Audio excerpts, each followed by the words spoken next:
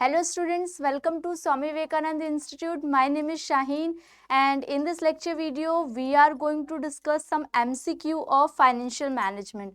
So basically इस playlist में आपको सारे के सारे जो भी important points हैं financial management के और financial management का full syllabus coverage मिल जाएगा. Financial management commerce जो कि आप बिजनेस फाइनेंस के नाम से भी यूनिट को जानते हो, business finance unit number 4. Okay, इसमें हम लोगों ने पूरे सिलेबस को कवर किया है और सिलेबस के साथ साथ आज हम डिस्कस करेंगे इसके एमसीक्यू. सो बेसिकली जितने भी प्रीवियस क्वेश्चंस हम लोगों ने कंसिडर किए हैं प्रीवियस टॉपिक्स को, उसी से रिलेटेड जो प्रीवियस ईयर में क्वेश्चंस पूछे गए हैं उनको डिस्कस करते हैं. नाउ ये है जो आपका एग्ज़ाम, ये 2022 का एग्ज़ाम है और इसके अंदर 2022 से रिलेटेड बहुत ही इंपॉर्टेंट कॉन्सेप्ट्स को डिस्कस किया हुआ है. नाउ सबसे पहले क्वेश्चन नंबर 1 की बात करें तो portfolio approach to investing primarily focused on which of the following. जो पोर्टफोलियोज होती हैं, पोर्टफोलियोज लिखते हो ना आप, क्या होते हैं पोर्टफोलियोज? जब आप अलग अलग जगह पे इन्वेस्ट करते हो, अपनी फंडिंग्स को अलग अलग जगह इन्वेस्ट करते हो, लॉन्ग टर्म सोर्सेज को इन्वेस्ट करते हो ना, long term sources of funds, उनको क्या करते हो? इन्वेस्ट करते हो.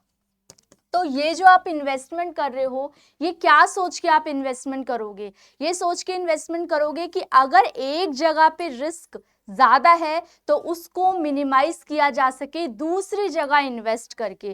ठीक है, देयर आर वेरियस अल्टरनेटिव्स. मान लो मेरे पास 4 ऑप्शन है A, B, C, D. यहाँ पे मैं इन्वेस्टमेंट कर सकती हूँ डेट लेके, इक्विटी लेके, ओके, वेंचर कैपिटल से, डिफरेंट जरिए से मैं क्या कर सकती हूँ? इन्वेस्टमेंट कर सकती हूँ. तो वहाँ पे जहाँ पे रिटर्न आपका मैक्सिमम हो और जो आपकी रिस्क की चांसेस हैं वो मिनिमम हो, उसमें जगह पे मैं इन्वेस्ट करूँगी. सो इसमें पोर्टफोलियो का जो प्राइमरीली फोकस होता है, that is answer number 4. Fourth answer में दे रखा है, that is risk optimization. Risk को मिनिमम करने के लिए आप क्या करते हो? पोर्टफोलियो इन्वेस्टमेंट करते हो. हाँ, अगर आपसे प्राइमरीली ना पूछ के आपसे पूछा जाता कि what is the investing opportunity, what is the investment objective, क्या होता है इन्वेस्टमेंट ऑब्जेक्टिव पोर्टफोलियो का, तो आपका आंसर होता डाइवर्सिफिकेशन. ठीक है, अगर वो प्राइमरीली आपसे क्वेश्चंस नहीं पूछते, ये जो पॉइंट ऐड किया है, तो डाइवर्सिफिकेशन आंसर होता. क्यों? क्योंकि अलग अलग जगह पे आप इन्वेस्टमेंट कर रहे हो ये सोच के कि जहां पे रिस्क कम हो वहां से दूसरी जगह पे ऑप्ट किया जा सके. अगर एक आप सिक्योरिटी में इन्वेस्ट कर रहे हो जहां पे रिस्क ज़्यादा है, तो दूसरी सिक्योरिटी आप में इस तरीके से इन्वेस्ट करोगे कि यहाँ पे रिस्क क्या हो? मिनिमम हो. सो आपको प्राइमरीली फोकस समझ आ गया कि क्या होता है पोर्टफोलियो का. सबसे पहला मकसद ये होता है कि रिस्क को मिनिमाइज किया जा सके. नाउ द नेक्स्ट वन, इसका आंसर देख लेते हैं. इसका आंसर है रिस्क ऑप्टिमाइजेशन. नाउ आपसे क्वेश्चंस इस तरीके से रहेंगे कि क्वेश्चन आपको दिया जाएगा, उसमें आपको 30 सेकंड्स का टाइम दिया जाएगा ऑन एन एवरेज. क्वेश्चन को रीड करोगे, क्वेश्चन के सारे पार्ट्स को देखोगे और उसके बाद क्वेश्चन को सॉल्व करवाया जाएगा. नाउ क्वेश्चन नंबर 2 को देखो. द कंपनी के पास 10% परपेचुअल डेट है, 10% परपेचुअल डेट, और अमाउंट कितनी है इसकी? 1 lakh rupees. The tax rate भी गिवन है आपको 35%. अब इसमें से बोल रखा है कि after tax cost of capital निकालनी है, डेट की कॉस्ट निकालनी है. चलो जल्दी से अपने पेन और पेपर उठा लो और जल्दी से ये क्वेश्चन सॉल्व करो, क्योंकि ये टाइप का क्वेश्चन मैं ऑलरेडी आपको कॉस्ट ऑफ कैपिटल के प्रैक्टिकल्स में करवा चुकी हूँ. तो जल्दी से इस क्वेश्चन को अटेम्प्ट करो. ये भी क्वेश्चन आपका 2022 में पूछा जा चुका है. इसको जल्दी से ट्राई करो, आपके 30 सेकेंड स्टार्ट होते हैं.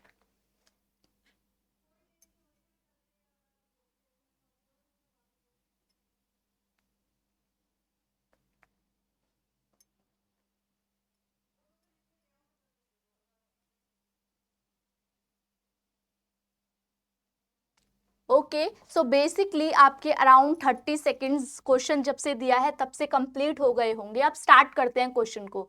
Now question is asking about cost of debt. Cost of debt पूछ रहा है आपसे। कॉस्ट ऑफ डेट का फॉर्मूले दो टाइप से मैंने बताए थे, क्या क्या, एक बताया था रिडीमेबल और एक बताया था इररिडीमेबल वाला।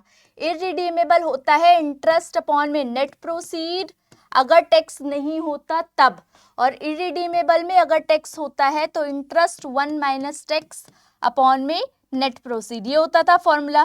तो ये वाले फॉर्मूले में से कौन सा फॉर्मूला लगने वाला है आपका, ये वाला, ठीक है। और रिडीमेबल में भी दो केसेस थे, एक रिडीमेबल टैक्स के साथ और एक रिडीमेबल विदाउट टैक्स। तो रिडीमेबल टैक्स के साथ कैसा था, interest 1 minus tax plus redeemable value minus net proceed divide by life of the asset, redeemable value plus net proceed divide by 2। और यहाँ पे सेम टू सेम फॉर्मूला था, बस ये 1 माइनस टैक्स वाला पार्ट नहीं रहेगा। नाउ बेसिकली अब इसके अंदर फॉर्मूले में पुट करते हैं। So what is the interest, 10% perpetual debt है, तो आप कितने पे निकालोगे ये, 100 रुपीज में आप मान लो 100 है अगर इंटरेस्ट की वैल्यू, क्योंकि बेसिकली ये माना जाता है 10 पर शेयर होगा या 100 पर शेयर होगा, जब क्वेश्चन में नहीं गिवन होता तो 100 पर शेयर मानते हैं। अगर आपको फिर भी कंफ्यूजन हो तो डायरेक्टली इस 1 लाख के ऊपर भी 10% निकाल सकते हो, आंसर सेम ही आएगा। नाउ 100 डिवाइड बाय, आप किससे करोगे, डिवाइड से पहले मल्टीप्लाई, 1 माइनस टैक्स रेट कितना दे रखा है 0.35। नाउ नेट प्रोसीड कितना दे रखा होगा, देखो यहाँ पे बोल रखा है 10% प्रीमियम। अभी हमने नेट प्रोसीड में क्या सीखा था, नेट प्रोसीड की वैल्यू क्या होती है, या तो पार पे निकालेंगे या प्रीमियम पे या डिस्काउंट पे। अगर पार पे होगी तो 100 ही लिखती, अगर प्रीमियम पे होती तो कुछ वैल्यू बढ़ जाती, और अगर किस पे होती आपका डिस्काउंट पे तो कुछ वैल्यू डिडक्ट हो जाती। और उसके बाद उसमें से हम क्या सब्ट्रैक्ट करते हैं, we have to subtract the flotation cost.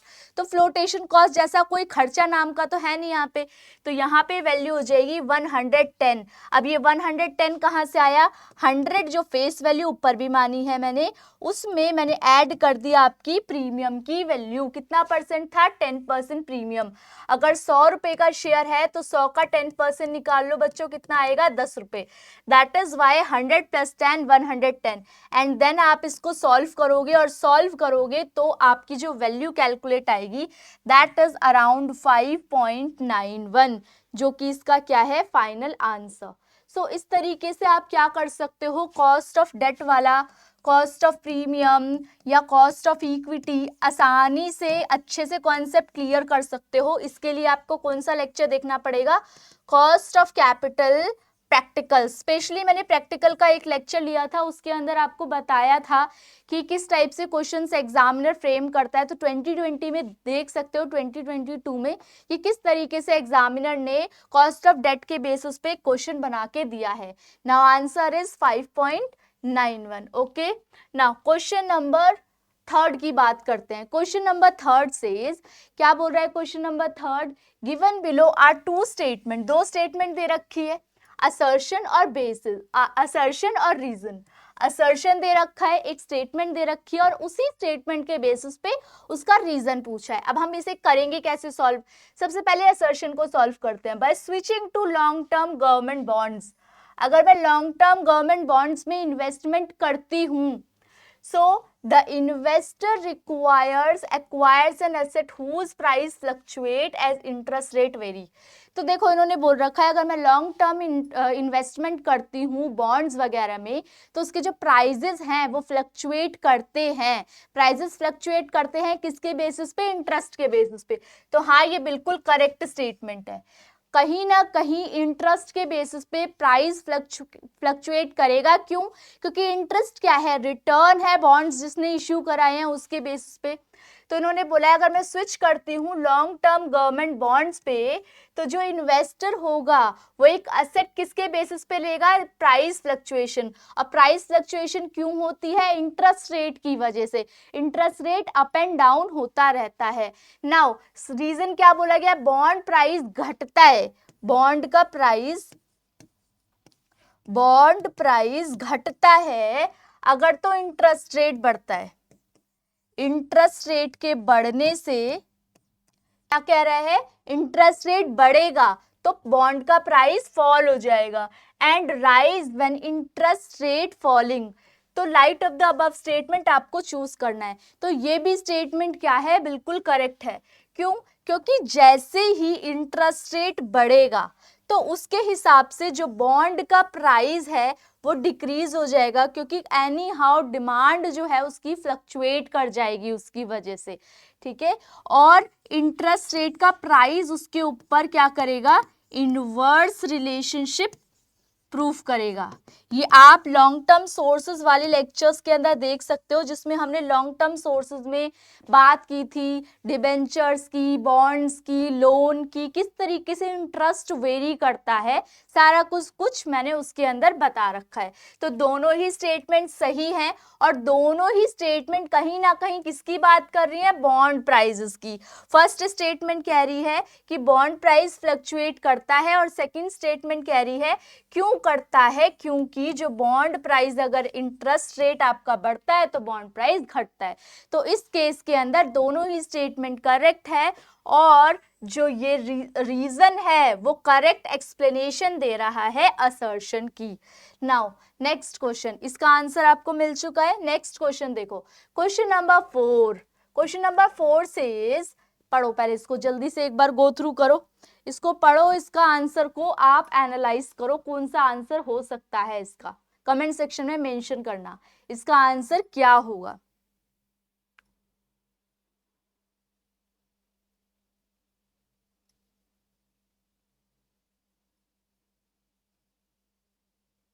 So basically आपने कर लिया होगा अब तक ये क्वेश्चन सॉल्व। सेबी के अंदर skin in the game rule कहाँ पे एप्लीकेबल होता है, ये तो सिंपल सा है।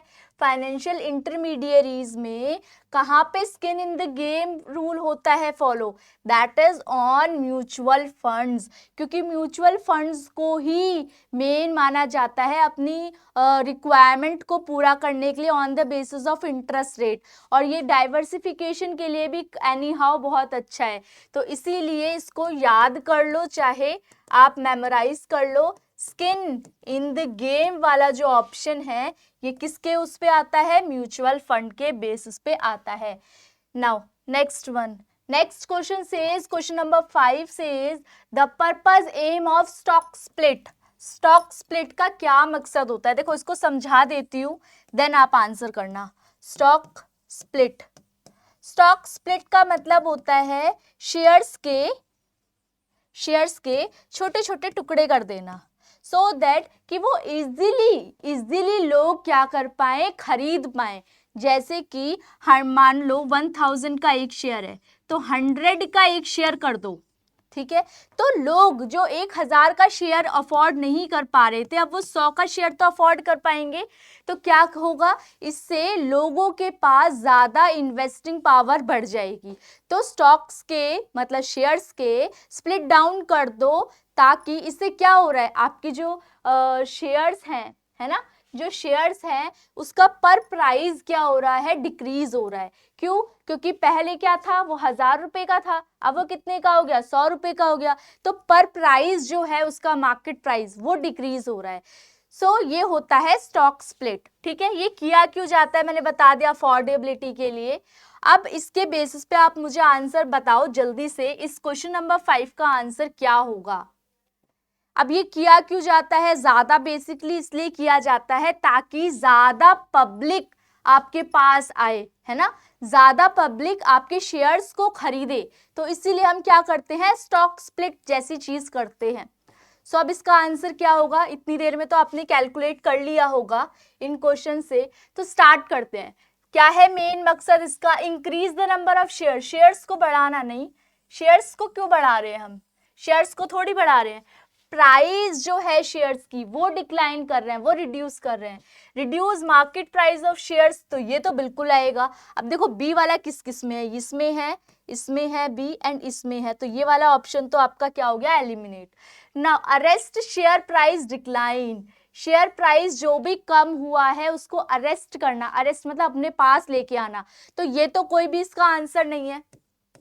फिर उसके बाद इनकरेज वाइड पब्लिक ऑनरशिप, बहुत ही लार्ज लेवल पे पब्लिक की ऑनरशिप को बढ़ाना, बहुत ही लार्ज लेवल पे लोगों को अपने शेयर्स को खरीदने के लिए इन्फ्लुएंस करना। तो हाँ, ये वाला आपका ऑप्शन है, दैट इज डी। डी इसमें है और ये किसी में नहीं है, तो ये हो जाएगा आपका आंसर। बी एंड डी वाला तो आपका आंसर हो जाएगा। अब लेकिन फिर भी एक बार हम पढ़ लेते हैं, reduce impact cost. Impact cost पे मतलब जो शेयर की कॉस्ट है उस पे क्या फर्क पड़ेगा। मान लो ब्रोकरेज वगैरह अगर हम देते हैं तो ब्रोकरेज तो हमें तब भी देनी थी, ब्रोकरेज तो हमें अब भी देनी है, उस पे क्या फर्क पड़ेगा, उस पे कोई भी फर्क नहीं पड़ेगा। तो आंसर क्या होगा आपका, बी एंड डी। रीजन समझ आ गया, तो हम स्टॉक स्प्लिट का भी हमने कॉन्सेप्ट समझ लिया और स्टॉक स्प्लिट का मकसद क्या होता है, मेन पर्पस क्या होता है, उसको भी हमने डिस्कस कर लिया। नाउ द नेक्स्ट वन, ये हो गया इसका आंसर। Next one question is, as per which of the following approaches, कौन सी अप्रोच के हिसाब से firm finance a part of its, firm finance करती है permanent working capital short term financing से। मतलब परमानेंट, एक तो देखो टू टाइप्स की जो वर्किंग कैपिटल होती है ना, थोड़ा सा इसकी डिस्कशन कर लेते हैं। वर्किंग कैपिटल कौन सी होती है, वो पैसा जो मुझे लिक्विडिटी के लिए रोज के रोज चाहिए, डे टू डे एक्टिविटीज को जो फुलफिल करने के लिए होता है, डे टू डे एक्टिविटीज को फुलफिल करने के लिए मेरे पास कुछ अमाउंट में लिक्विडिटी होनी चाहिए, पैसा हाथ में होना चाहिए, तो वो वर्किंग कैपिटल कहलाता है।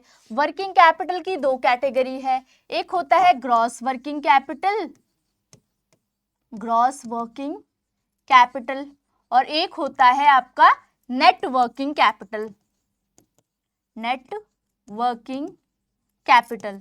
सो अब ये ग्रॉस वर्किंग कैपिटल क्या है और नेट वर्किंग कैपिटल क्या है। ग्रॉस वर्किंग कैपिटल का मतलब होता है जब करंट असेट को कंसिडर किया जाता है, कुछ भी सब्ट्रैक्ट नहीं किया जाता ओनली।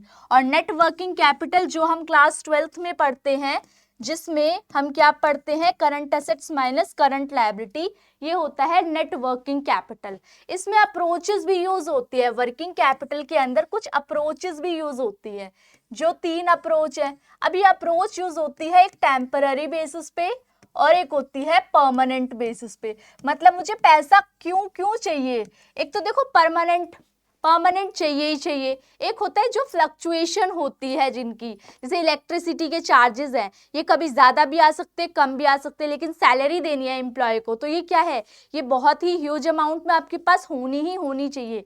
तो क्वेश्चन क्या बोल रहा है कि शॉर्ट टर्म फाइनेंसिंग भी, शॉर्ट टर्म फाइनेंसिंग की कैपिटल वो परमानेंट कैपिटल से करता है। ये कौन करता है, चलो जल्दी से बता दो, इनमें से ऑप्शन में से कौन सा होगा इसके अंदर, मैचिंग अप्रोच, कंजर्वेटिव अप्रोच और ट्रेडिशनल अप्रोच या एग्रेसिव अप्रोच, कौन सी अप्रोच के अंदर ये किया जाता है। सो इसको डिस्कस करने से पहले हम कुछ इसकी स्लाइड्स को भी स्टडी करेंगे। ओके, वर्किंग कैपिटल की स्लाइड्स को भी डिस्कस करेंगे। तो वर्किंग कैपिटल क्या होता है बेसिकली, उसको हमने डिस्कस कर लिया है। Now we have to discuss what are the approaches we have to follow on working capital. So क्या क्या अप्रोचेस है, सबसे पहले मैचिंग हैजिंग अप्रोच। क्या है, मैचिंग कह दो या तो हैजिंग अप्रोच कह दो। क्या कहती है ये approach, this approach matches assets and liabilities को मैच करते हुए चलती है। Basically a company uses long term sources हैं तो वो फिक्स्ड असेट्स के लिए रखेगी। देखो कितने सोर्सेज हैं, लॉन्ग टर्म सोर्सेज और हो गए short term sources. Long term sources किससे फाइनेंस करेगी, वो ये लॉन्ग टर्म सोर्सेज को फाइनेंस करेगी, फिक्स्ड असेट्स के लिए रखेगी। कौन, ये रख रहे हैं मैचिंग का कॉन्सेप्ट। मैचिंग कॉन्सेप्ट कहता है कि जो लॉन्ग टर्म सोर्सेस के फंड्स हैं या जो आपकी परमानेंट आपका कैपिटल स्ट्रक्चर है, वो किससे फाइनेंस करो, लॉन्ग टर्म से।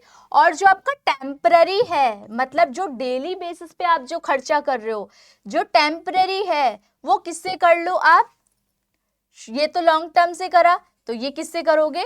शॉर्ट टर्म से। तो टेम्पररी का जो खर्चा है वो किससे करोगे? शॉर्ट टर्म फाइनेंसिंग से डील कर लो, और जो लॉन्ग टर्म का खर्चा है वो परमानेंट।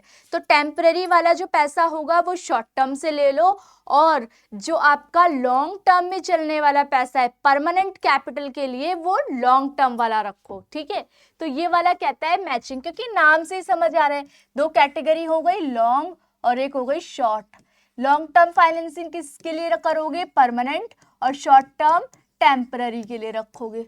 ठीक है, ये वाला कॉन्सेप्ट क्लियर हो गया। Now the next one, conservative क्या कहता है? It is conservative because the company prefer to have more cash on hand. ज्यादा पैसा चाहिए कंजर्वेटिव में, तो ये क्या करेंगे? ये क्या करेंगे? शॉर्ट टर्म और long term. Long term financing तो परमानेंट कैपिटल से करेंगे ही, और थोड़ा बहुत शॉर्ट कैपिटल भी इसमें देंगे। That is why fixed and part of current assets are financed by long term. Fixed भी करेंगे, मतलब परमानेंट तो लॉन्ग टर्म से करेंगे ही, परमानेंट फंड से। एज परमानेंट और long term sources are more expensive, this leads to lower. और थोड़ा बहुत परमानेंट कैपिटल शॉर्ट टर्म के लिए भी रखेंगे। क्यों? क्योंकि ये वाली अप्रोच कहती है पैसा अपने हाथ में ज्यादा रखो। ठीक है, ये कौन सी अप्रोच है आपकी? कंजर्वेटिज्म, जो कि कहती है परमानेंट कैपिटल के लॉन्ग टर्म फंड्स तो रखो ही, जबकि जो आपकी टेम्पररी कैपिटल है उसके लिए भी कुछ ना कुछ आपको लॉन्ग टर्म फंड्स रखने चाहिए। बेसिक देखो, इस तरीके से समझो कि आपका पास जो लॉन्ग टर्म फिक्स एसेट्स में पैसा पड़ा हुआ है ना, लॉन्ग टर्म में, उससे आप फिक्स एसेट्स तो ऑक्यूपाई करो ही, परमानेंट कैपिटल तो ऑक्यूपाई करो ही, और ये पैसा थोड़ा बहुत टेम्पररी के लिए भी रखो। जबकि नेक्स्ट अप्रोच बिल्कुल अपोजिट कहती है, the company wants to take high risk. ज्यादा रिस्क रखेगी तो ये लिक्विडिटी कैश की टर्म्स में बहुत कम रखेगी, लिक्विडिटी अमाउंट कम रखेगी। वेयर शॉर्ट टर्म फंड्स, जहां पे short term funds are use to very high degree, short term funds को ज्यादा यूज किया जाएगा, लॉन्ग टर्म फंड्स को कम किया जाएगा। देखो पिछले वाले केस में लॉन्ग टर्म फंड्स को हम कहाँ यूज कर रहे थे? परमानेंट के लिए भी और थोड़ा बहुत टेम्पररी के लिए भी, और कह रहे थे क्योंकि यहाँ पे लिक्विडिटी पिछले वाले केस में ज्यादा होनी चाहिए। लेकिन ये केस बिल्कुल उल्टा कहता है, ये केस कहता है कि आपको शॉर्ट टर्म फंड से ही करनी है। शॉर्ट टर्म फंड्स किसके लिए रखो?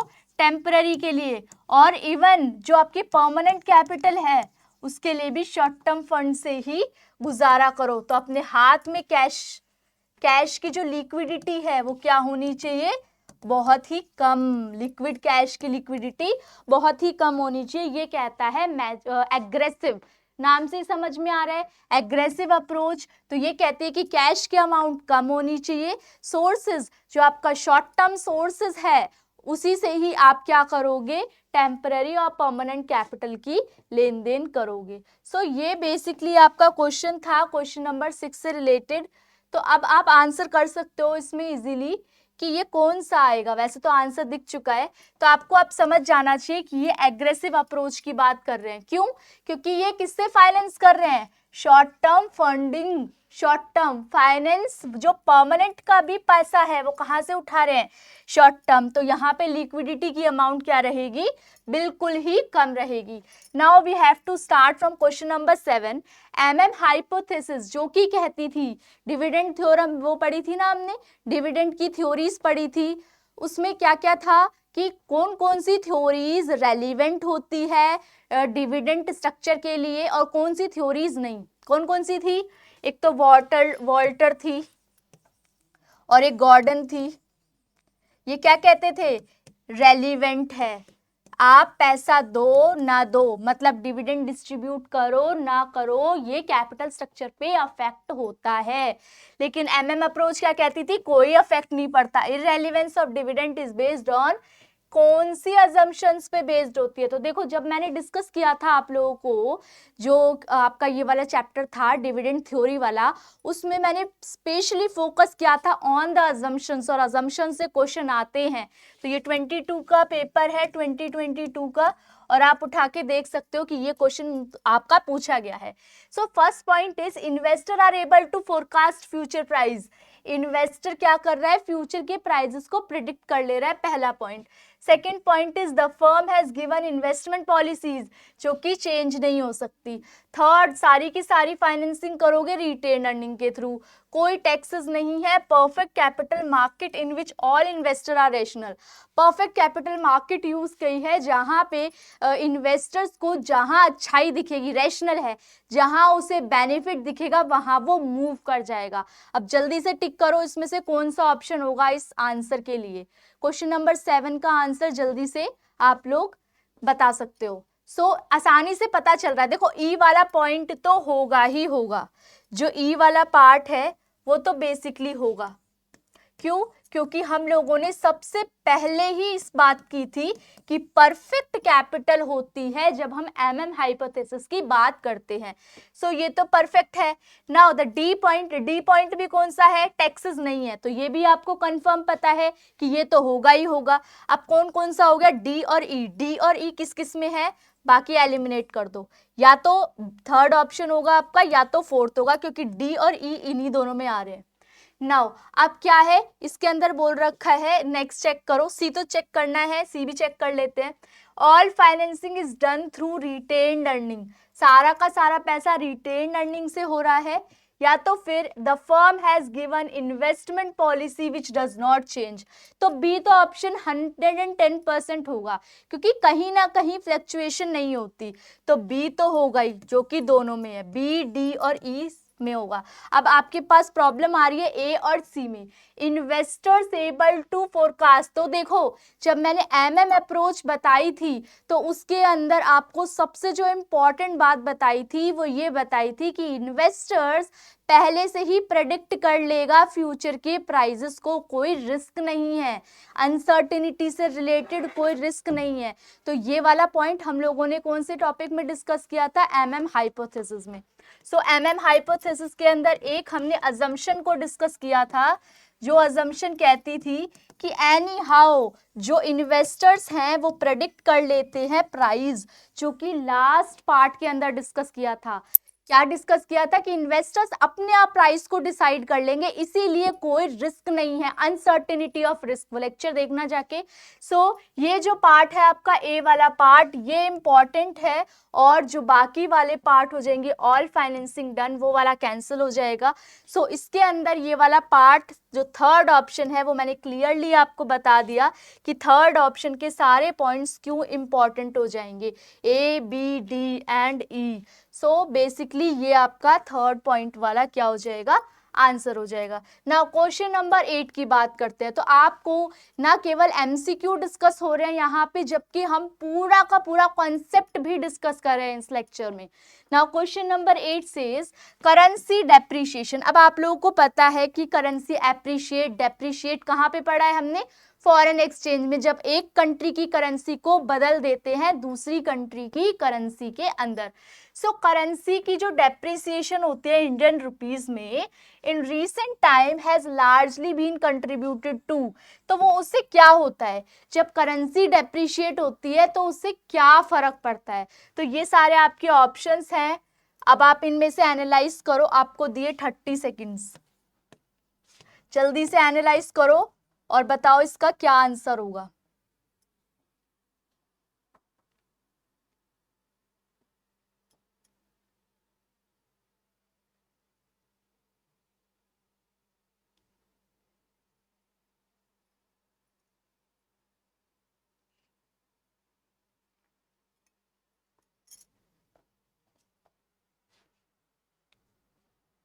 बेसिकली इसके अंदर जो कॉन्सेप्ट है वो करेंसी डेप्रिशिएशन का है, थोड़ा सा कंफ्यूजिंग हो सकता है।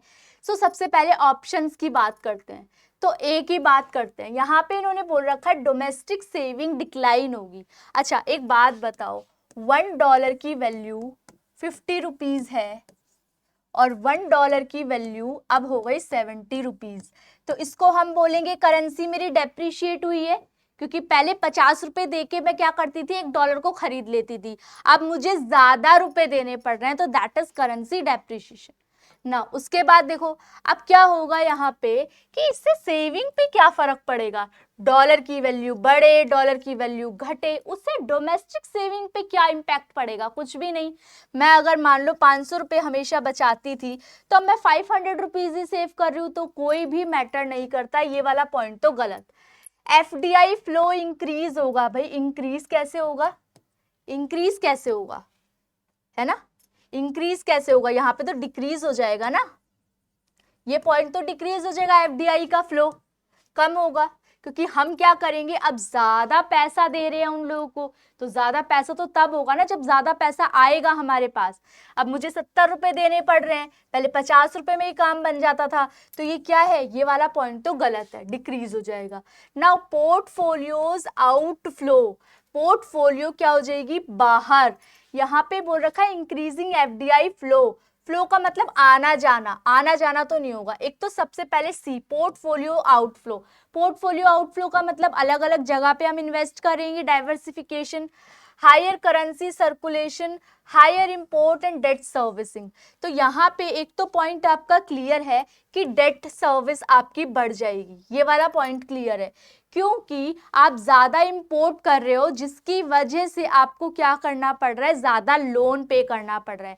पहले आप मान लो 50, इसके हिसाब से $100 की वैल्यू कितनी हो गई, 5000, तो पहले 5000 की डेट देनी पड़ रही थी, अब 7000 की डेट देनी पड़ रही है। अब आप समझ लो, डिफरेंस समझ सकते हो। तो उसके हिसाब से हायर इंपोर्ट रहेगा, डेट सर्विसिंग रहेंगी, और पोर्टफोलियो यहाँ पे क्या हो जाएगा, हायर करेंसी सर्कुलेशन तो हो ही नहीं सकती, ज्यादा करेंसी कैसे सर्कुलेट होगी, सर्कुलेशन तो ऐसे होता है ना कि जब डॉलर का भी ज्यादा फ्लो हो, हर एक करेंसी का ज्यादा फ्लो हो, तो उस सिनेरियो से डी पार्ट आपका गलत हो जाएगा, तो सी और ई आपका इसके अंदर क्या हो जाएगा, ऑप्शन हो जाएगा। So C and E will be the correct answer. Now the next part, question number 9 की बात करते हैं।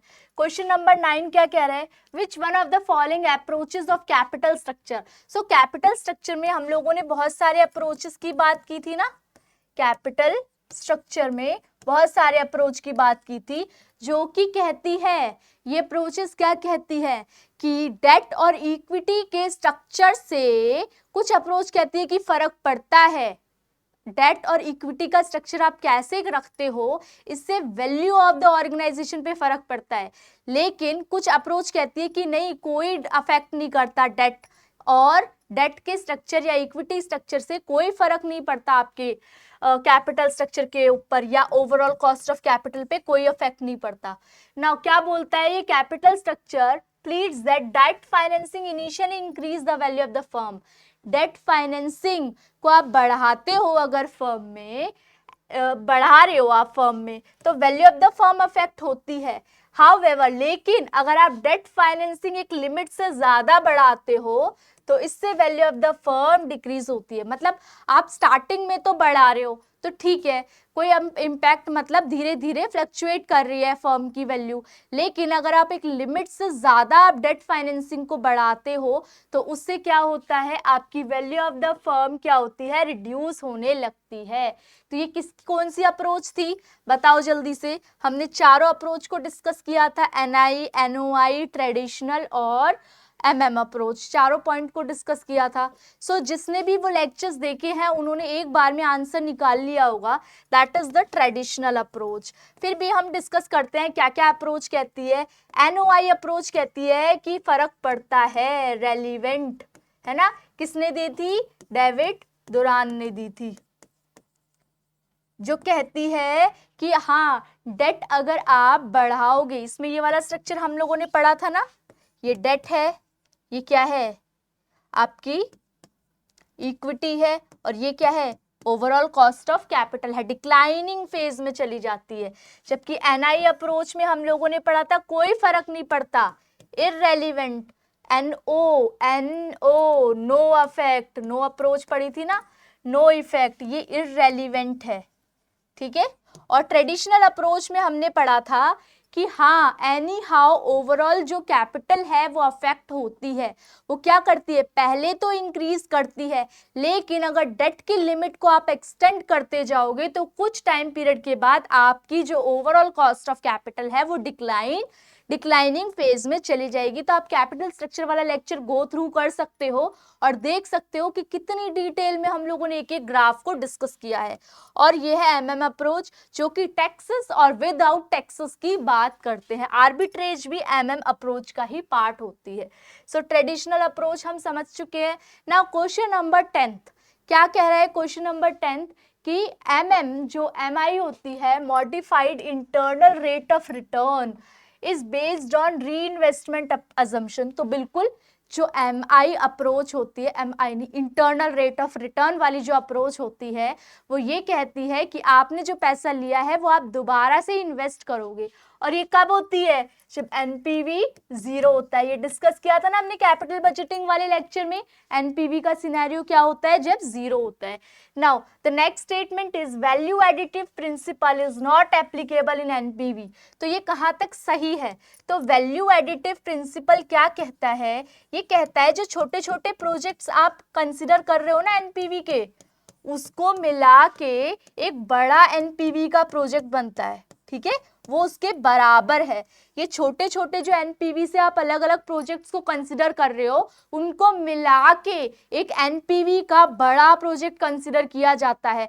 तो क्या ये वैल्यू एडिटिव प्रिंसिपल को फॉलो नहीं करता है एनपीवी? बिल्कुल करता है। अलग अलग प्रोजेक्ट से आप वैल्यू निकालते हो, देन ही तो आप रैंक देते हो और फिर उससे क्या करते हो? सम अप करके एक एनपीवी की वैल्यू निकालते हो।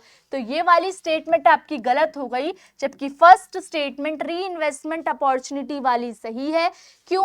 क्योंकि जो इंटरनल रेट ऑफ रिटर्न होता है उसमें हम अलग अलग डिस्काउंटिंग रेट यूज करते हैं, अलग अलग डिस्काउंटिंग रेट से वैल्यू निकालते हैं, और जब वैल्यू एनपीवी के पास आ जाती है वो इंटरनल रेट सबसे बेस्ट होता है। और फिर उस सारे पैसे को हम क्या करते हैं? दोबारा से इन्वेस्टमेंट के लिए लगा देते हैं।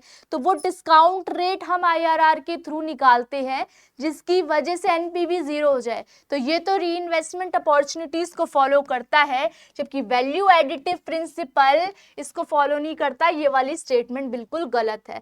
तो फर्स्ट स्टेटमेंट करेक्ट है, statement 1 is correct, but statement 2 is incorrect. तो इस तरीके से हम लोगों ने क्या कितने क्वेश्चन डिस्कस कर लिए? 10 क्वेश्चन डिस्कस कर लिए, और उसके साथ साथ 10 कॉन्सेप्ट को भी डिस्कस कर लिया।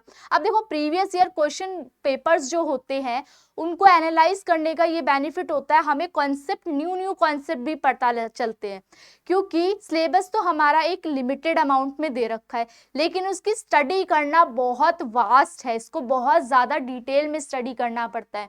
तो पीवाईक्यू को एनालाइज करके हमें ये पता चलता है कि और कौन कौन से ऐसे टॉपिक्स हैं जिनकी हमें डेप्थ में जाके स्टडी करनी है, एकदम डिटेल में एनालाइज करना है, ठीक है। तो ऐसे क्वेश्चंस आप लोगों को नेक्स्ट लेक्चर में भी मिल जाएंगे, जिसका पार्ट 2 होगा, जिसमें 10 क्वेश्चन इसमें है और around 10 to 12 question next lecture में हम कंसिडर करेंगे।